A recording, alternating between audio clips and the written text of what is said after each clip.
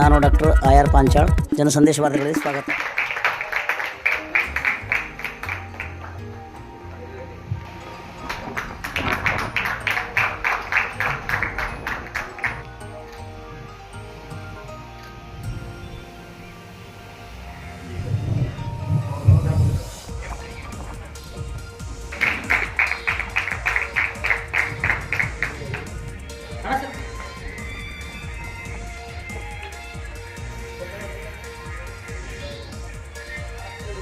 ಸರ್ವರು ಸಮಾನರಿತು, ಸಕಲರಿಗೂ ಬಯಸಿ ಒಳಿತು, ಚನ್ನಬಸವ ತತ್ತ ದೇವರು ದೇವರಾದರು.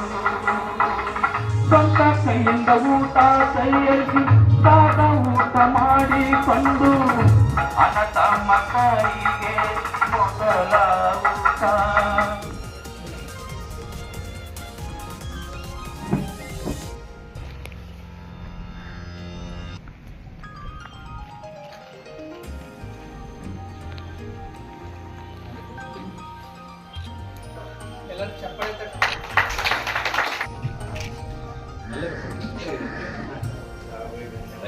ಚಪ್ಪಾಳೆ ತಟ್ಟುವ ಮೂಲಕ ಕಾರ್ಯಕ್ರಮ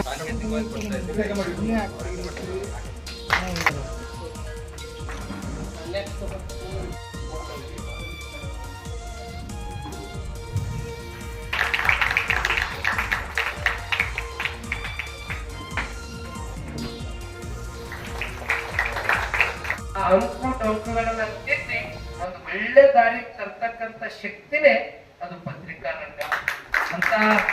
ಒಂದು ಪತ್ರಿಕಾ ರಂಗದ ಅಗಾಧ ಸೇವೆ ಇದೆ. ಪತ್ರಿಕೆಗಳು ನಾವು ಹೆಂಗ್ ಓದಬೇಕು, ಪತ್ರಿಕೆ ಬಂದ ತಕ್ಷಣ ಆ ಸಂಪಾದಕೀಯ ನುಡಿ, ಆ ಸಂಪಾದಕತ್ವವನ್ನೇ ಓದಬೇಕು. ಅದು ಓದಿದಾಗ ಇಡೀ ಅದನ್ನೆಲ್ಲ ತಿಳಿತು.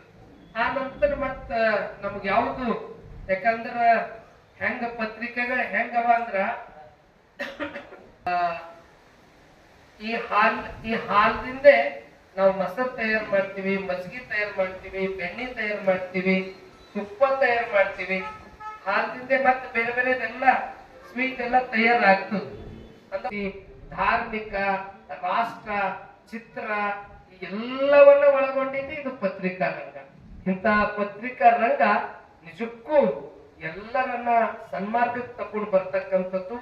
ಇಂಥ ಒಂದು ಆಧುನಿಕ ಚಿತ್ರಮಯ ಜಗತ್ತಿನ ಇವತ್ತು ಸೋಷಿಯಲ್ ಮೀಡಿಯಾ, ಎಲೆಕ್ಟ್ರಾನಿಕ್ ಮೀಡಿಯಾ, ಈ ಪತ್ರಿಕಾ ಎಲ್ಲನೂ ಬಹಳ ಮುಖ್ಯವಾಗಿರ್ತಕ್ಕಂಥದ್ದು.